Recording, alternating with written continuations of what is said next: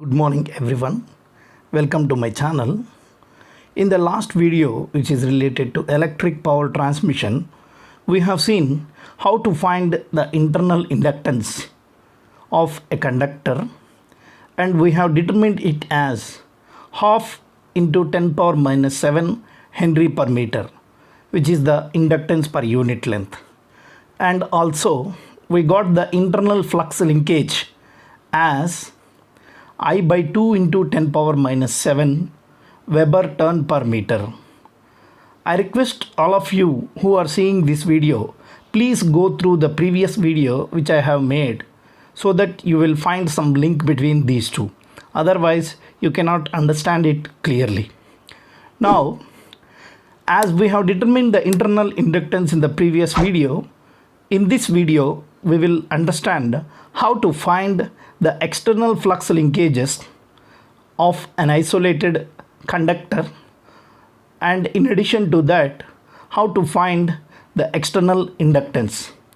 If you find external flux linkage, automatically you can obtain external inductance. So we'll find these two for an isolated conductor.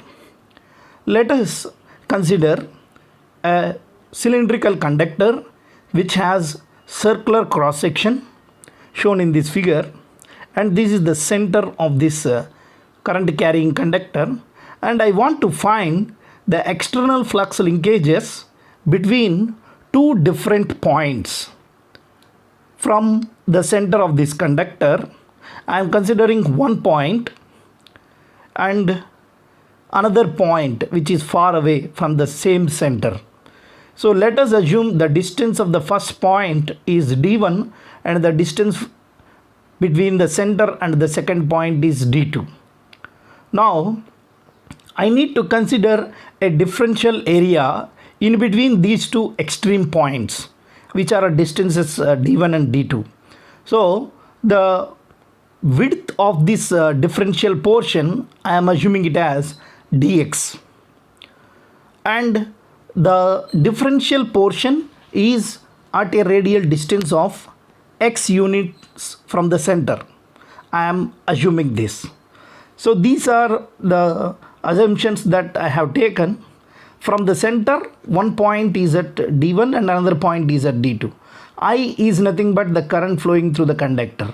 Now, by applying Ampere's law in the first step, in order to find the field intensity, Ampere's law gives that the line integral of the field intensity H dot dl is given by current which is enclosed, I enclosed, right? Now, for the differential region which we consider here, which is of width dx, what is the enclosed current? The enclosed current here is nothing but the total current.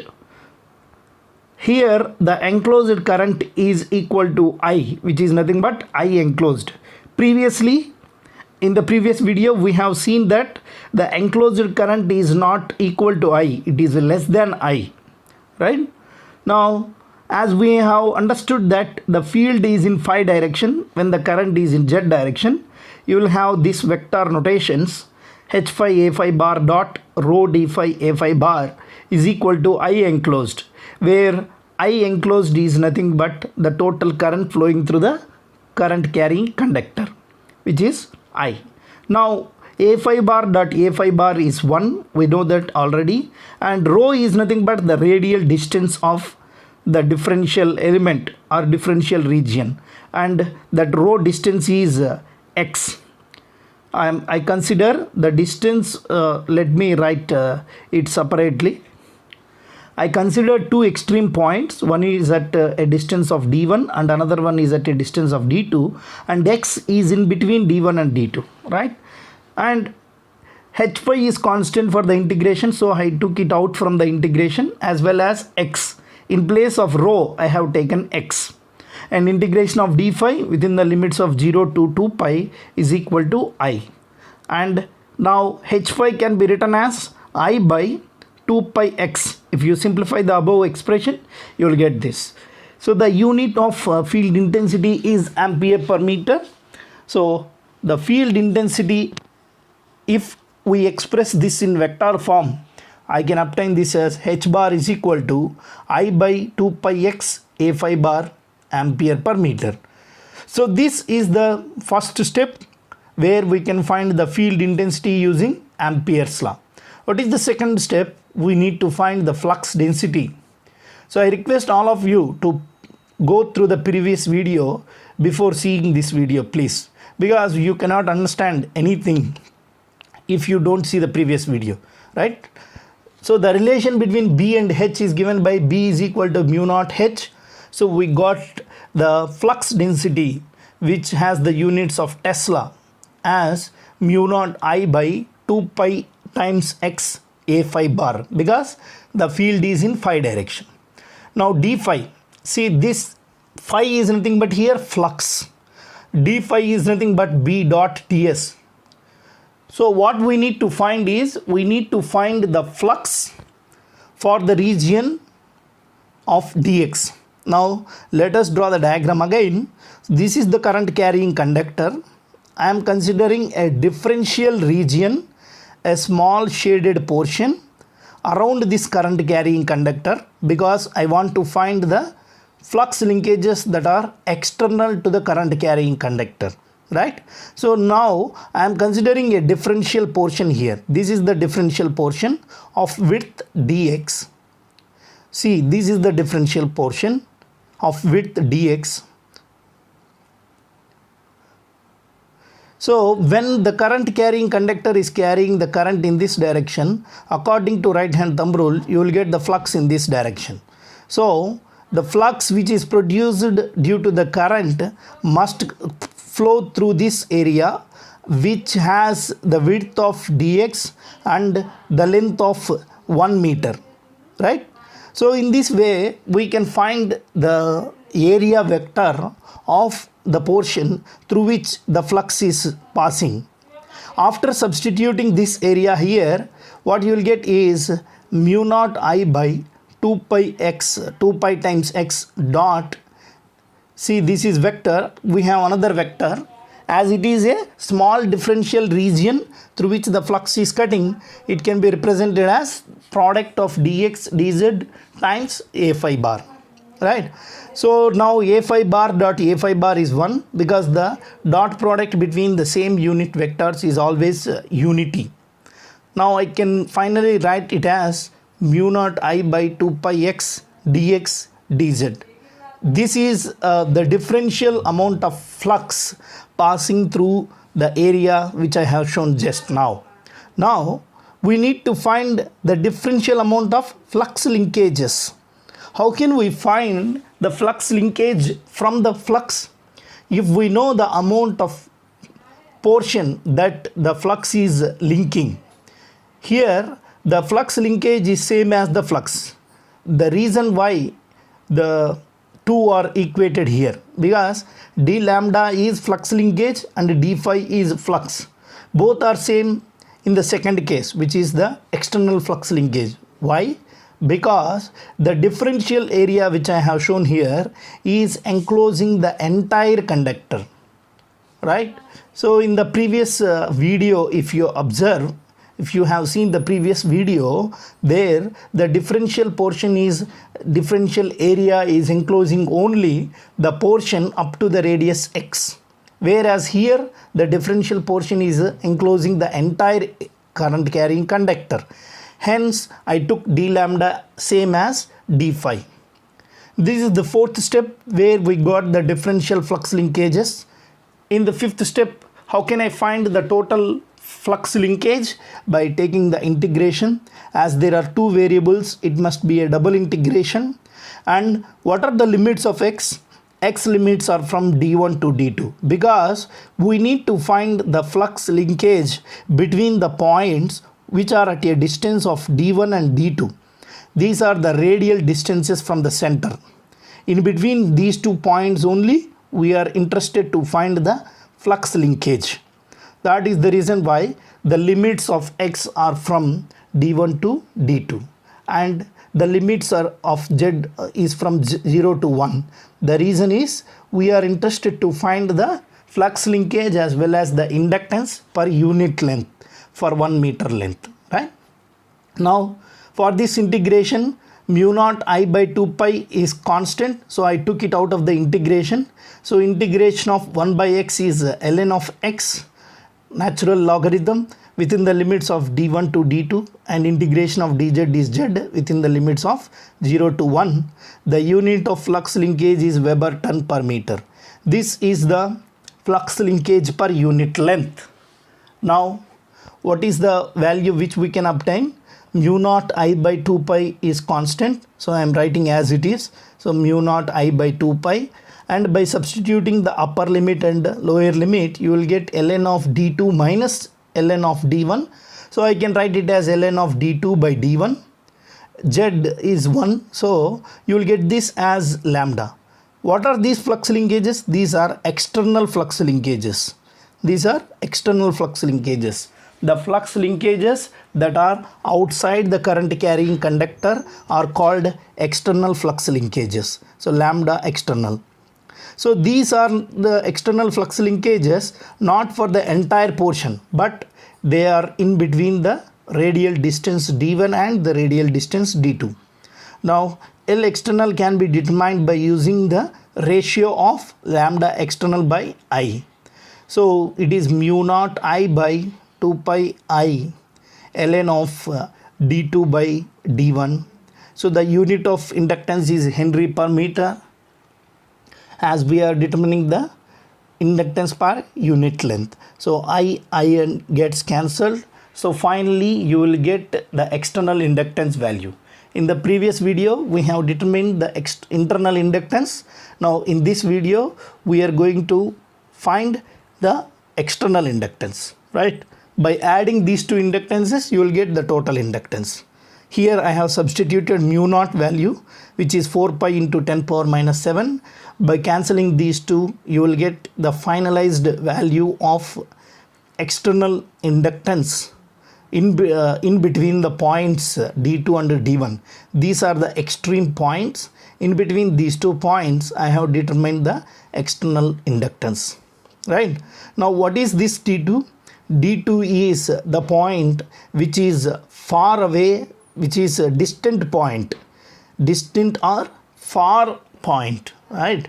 It is having more distance when compared to D1, where D1 is nothing but the nearer point. What we need to understand is, in the denominator, in a generalized expression, in the denominator we will get the nearest point, nearest distance, and in the numerator we will get the far distance.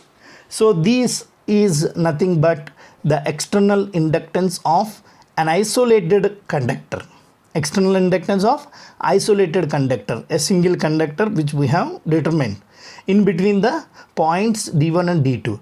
Now, how can I obtain the inductance of a conductor totally? By adding internal inductance and external inductance. As we have determined in the previous video, or we have written in the starting of this video, we got this value as half 10 power minus 7 Henry per meter.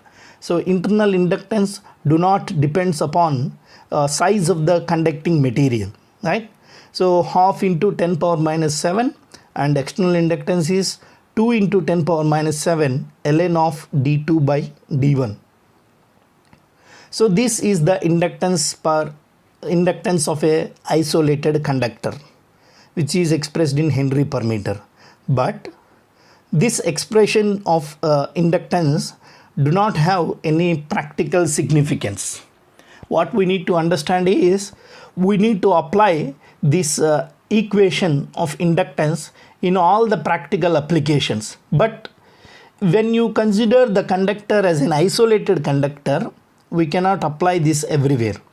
So we need to understand the fact that this expression of inductance which we have derived do not have much practical significance, right? So I am writing here, but this expression of inductance has less practical significance. So we need to go for another expression of inductance. This is actually the inductance of a power conductor a single isolated conductor, right? As this expression has less practical significance, why it is having less practical significance? Because see the reason, practically or usually electrical power lines are not isolated, because we cannot find a single current carrying conductor anywhere. We have a number of wires that are connected in 3-phase fashion or in 6-phase fashion, whatever it may be. So practically electrical power conductors are not isolated. They exist in single phase 2-wire system or 3-phase 3-wire system like that. We cannot have a single isolated conductor. That is the reason why we need to have some small modifications in the expression of inductance which we have derived just now, right? So in order to do that, we need to know how to find the inductance of a single phase 2-wire line, which is practically applicable, right? So here in order to find the inductance of single phase 2-wire line, I am considering 2 conductors or 2 lines. This conductor is carrying the current towards the paper and this conductor is carrying the current away from the paper. Means one conductor is carrying the forward current and another conductor is carrying the return current, and the first conductor is assumed to have the radius R1 and the second conductor is assumed to have the radius of R2. And consider that the distance between these 2 conductors as capital D, right? So let me give the numbering for these 2 conductors, 1 and 2. Let me write the different assumptions which we have taken. R1 is nothing but the radius of the first conductor. R1 is nothing but the radius of first conductor. Similarly, R2 is nothing but the radius of second conductor. Whereas radius of second conductor, whereas the distance D, capital D, is nothing but the distance between the 2 conductors in a single phase 2-wire line. Now practically when you observe the transmission lines, you can understand it easily. Observe the transmission lines, you can understand this fact. The fact is that the distance between the 2 conductors is always very much greater than the radius or the size of the 2 conductors. Is it right? So practically when you observe any electric power transmission line, you can observe that the distance between any 2 electric power lines is always greater than the size of the lines, means the cross section or the radius of the 2 lines. Now keeping in mind these facts, I want to find the flux linkage of the first conductor. So I need to find first the internal flux linkage of the first conductor, then external flux linkage of the first conductor, right? Now lambda internal is represented as I by 2 into 10 power minus 7 Weber turn per meter, because it do not depends upon the size of the current carrying conductor.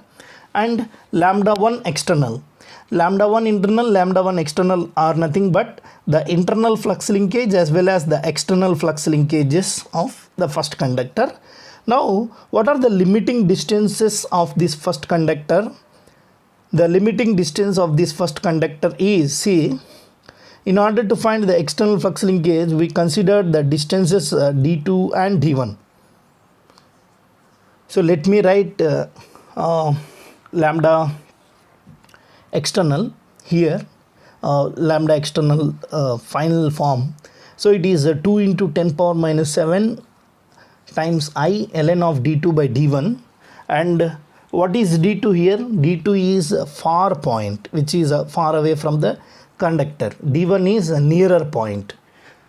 So considering these 2 facts, how can I write the expression for external flux linkage due to first conductor, first current carrying conductor? I can write this as 2 into 10 power minus 7 I times ln of, what is the far distance? See, the limiting distances of the first conductor, the flux linkage, external flux linkages are in between 1 and 2. So the limiting distances are R1 and D minus R2. These are the limiting distances. When we see from the center of the first conductor, the surface of the second conductor is at a distance of D minus R2 and the surface of the first conductor is at a distance of R1. From the center of the first conductor, you need to consider these limiting distances. So the limiting distances are D minus R2 and R1. Right? These are the limiting distances for external flux linkages. So in place of D2, we have substituted D minus R2. In place of D1, we have substituted R1. Now, after knowing internal and external flux linkages, we need to consider this fact that D is very much greater than R1 and R2. In such case, D minus R2 is almost equal to D. D minus R2 is almost equal to D. Now in place of D minus R2, I am substituting D, so that external flux linkages can be written as 2 into 10 power minus 7 into I ln of D by R1 Weber turns per meter. Consider this as first equation and this as second equation. Now adding these two fluxes, you will get the total flux linkages due to the current I which is flowing through the first conductor.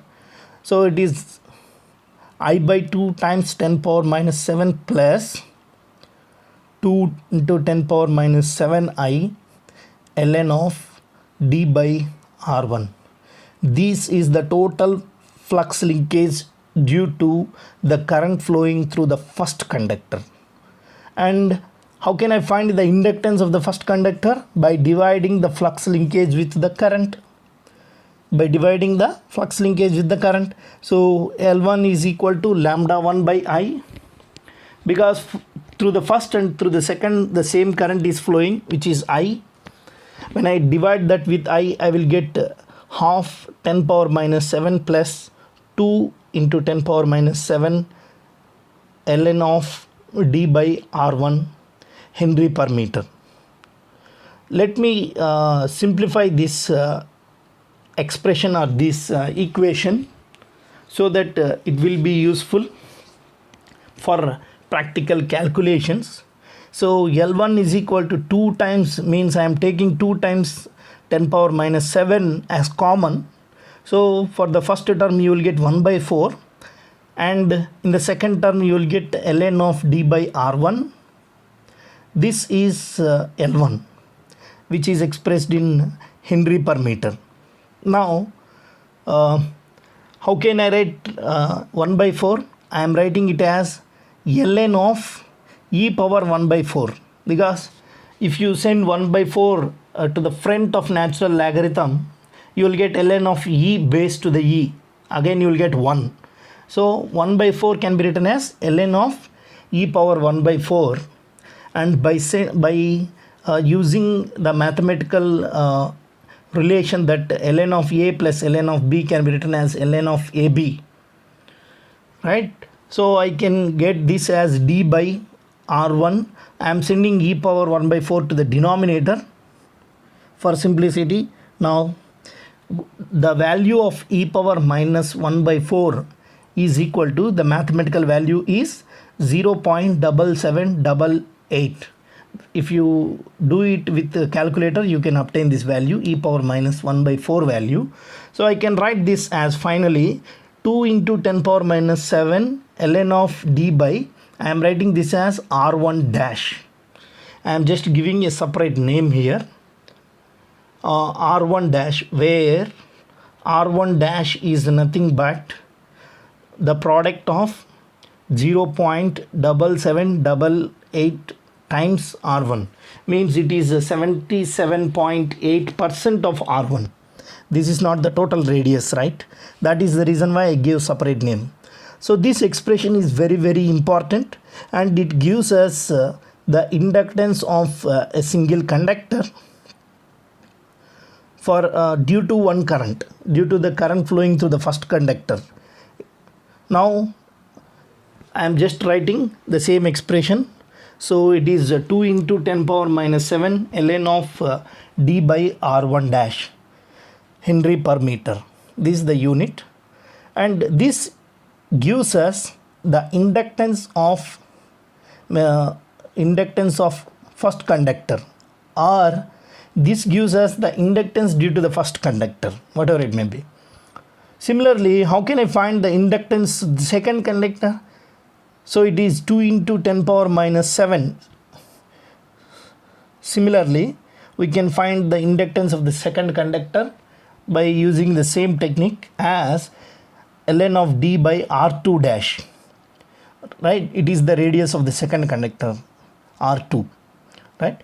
And inductance, it is nothing but the inductance of second conductor.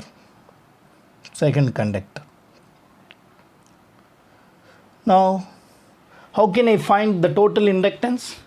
So in your examination or in any competitive examination, they may ask you to find the total inductance, or other name for this is loop inductance, or another name is circuit inductance. All serves the same purpose. So if anyone asks you loop inductance, total inductance, or circuit inductance of a single phase 2-wire line, you just need to add L1 and L2 to get the total inductance. So by adding these two and using the mathematical relation that ln of A plus ln of B can be written as ln of AB. So numerators can be multiplied, so you will get d square, denominator r1 dash into r2 dash. Now usually or practically, if you observe in electric power transmission, the radius of both the conductors will be same. The size of each and every conductor which is used in electric power transmission line is same. In that case, R1 is equal to R2. You can substitute R1 dash is equal to R2 dash is equal to R dash. Now from the natural logarithm, I am taking the power d square, means I am taking 2 to the front. So you will get ln of d by, as I have taken power 2, I will get the root of r dash square. Root of r dash square is r dash. So you will get the total inductance as 4 into 10 power minus 7 ln of d by r dash Henry per meter. So this is the total inductance. This is the total inductance of a single phase 2-wire line, or we can call it as a loop inductance, or it can also be treated as a circuit inductance. Now from this I can find the inductance of each conductor, right? L per conductor can be written as 2 times n 10 power minus 7 ln of d by r dash, because it is half of the total inductance. Why? Because each conductor is carrying the same current and each conductor is having the same size. As both the conductors are carrying the same current and both the conductors are having the same size, we have the inductance per conductor as half of the total inductance. So this is a very important expression, which is a generalized expression which we can understand. If you understand this expression, then only you can understand the remaining things. Okay, so thank you very much. If you like this video, please share and subscribe. Thanks.